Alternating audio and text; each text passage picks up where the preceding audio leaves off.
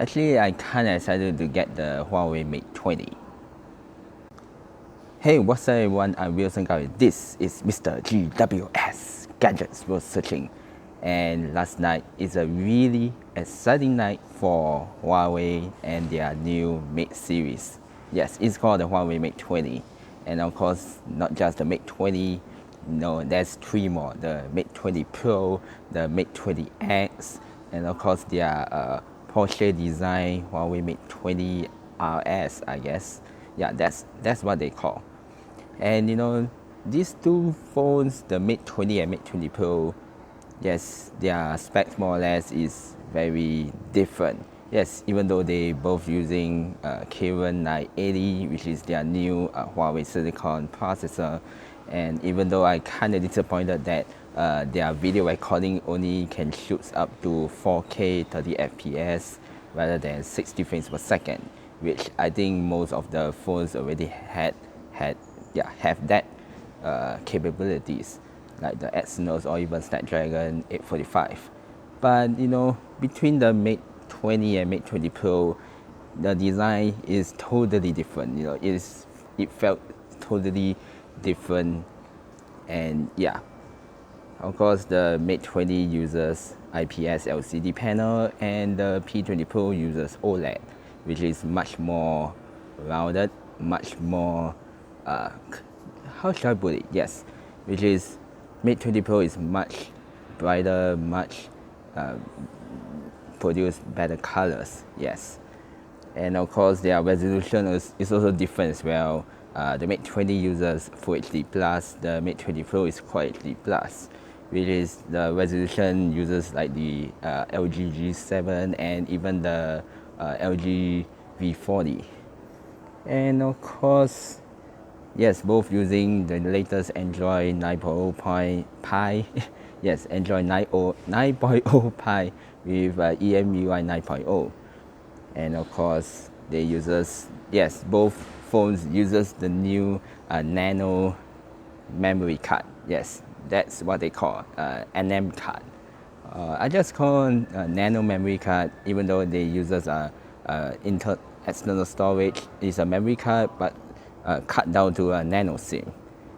And of course, both are users 6 gigs of RAM and 128 gigs of storage. And of course, that NM card for now you have to buy it from Huawei and not other third-party brands. So, and I see their 128 gig NM card is cost 109. So I would say it's kind of pricey, especially micro SD is cost way lesser now, but we'll see. And of course their main camera is also different as well. The Mate 20 uses a 12 megapixel regular lens, 16 megapixel wide angle lens, and 8 megapixel telephoto lens, which is 52 millimeters. Of course, the Mate 20 Pro is very similar camera setup as the P20 Pro. It uses 40 megapixel for the regular one with f1.8. Of course, their wide angle this time is 20 megapixel instead of a monochrome sensor. They switch as a wide angle lens, which I would say is pretty good one. And of course, it still have an 8 megapixel telephoto, but much nearer with a 80 millimeter lens. And their wide angle finally has an autofocus. Yes, both phones, their wide angle has autofocus, which the LG phone doesn't have. Because LG, their wide angle is a fixed lens, it's a fixed angle. That means, it's just one focal length and that's it. But the Mate 20, Mate 20 Pro has various. So I'm happy that they did it right for the wide angle for autofocus now. Of course, both are uses the same 24 megapixel front-facing camera, f2.0 Full HD, yeah. And yes, the Mate 20 has a headphone jack, and it also has a rear fingerprint scanner. Yes, this is not the Mate 20. This is the G7. So just in case, what I'm holding is not the Mate 20 Pro or Mate 20. It has a headphone jack, I think it also has how should I say? Yes, the battery. The battery, yes, the battery. The Mate 20 is 4,000 and the Mate 20 Pro is 42,000. No, it's 4,000. No, Mate 20 Pro is 4,200. Yes, 4,200 mAh battery, and only the Mate 20 Pro has wireless charging. Yes, not just wireless charging, it also can reverse charging as well. It's like I have the Mate 20 Pro and I have an iPhone. Bam, can wireless charge on my iPhone. Oh yeah. I know it's a really silly PPAP puns, but who the hell cares? And of course, the Mate 20 Pro costs a lot more. And yes, the Mate 20 Pro has I think there's a face recognition as well, just like the iPhone with their Face ID. And Mate 20 Pro has a on-screen fingerprint scanner. As previous, I talked about that video, even though it's still not as reliable as I thought, because if the real fingerprint scanner at least still can do some tricks like the swipe down, swipe up, or hold to take a photo, which is not possible on the on-screen fingerprint scanner. And pretty much that's it though. And yeah, the Mate 20 has a 22.5 watts power AC adapter out of the box, while the Mate 20 Pro has much bigger one, 40 watts, which charge much faster. Yes, even though both are still called Huawei Supercharge, but their average is also different as well. Let's see, how great is that phone? Yeah. Mate 20 Pro IP68, the Mate 20 only has IP53, which is splash resistant, and that's it. Like splash protection, just splash. But the Mate 20 Pro can dip slightly on the clean water. Yeah, so that's I have to say. And of course the Mate 20, yes, the Mate 20 will cost $1,000, and while the Mate 20 Pro will cost $1,349. Just to keep that in mind, is in Singapore dollars, not US dollars.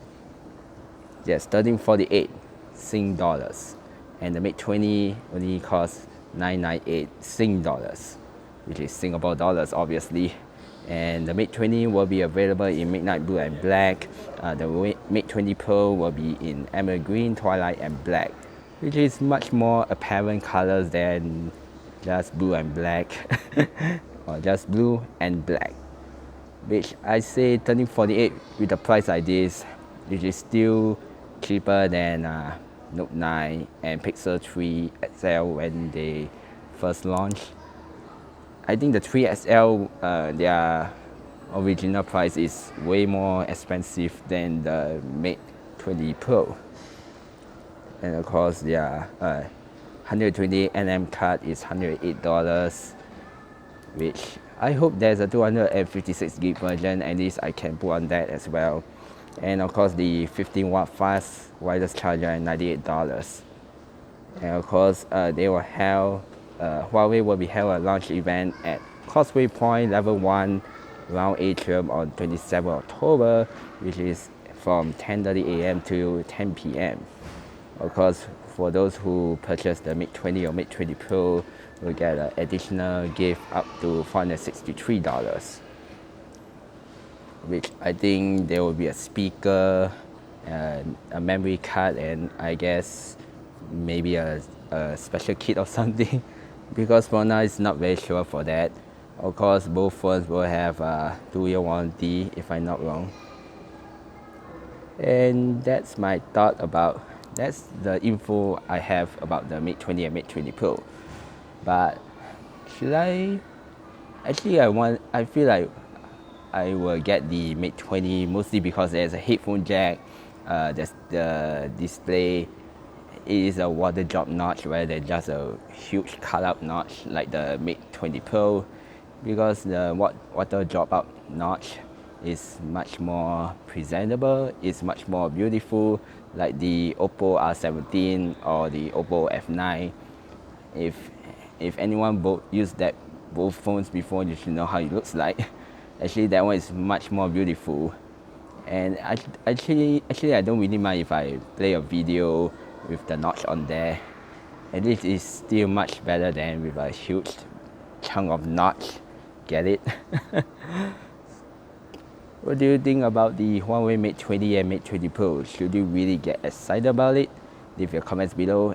This is Mr. GWS signing off. I'll see you on the next video.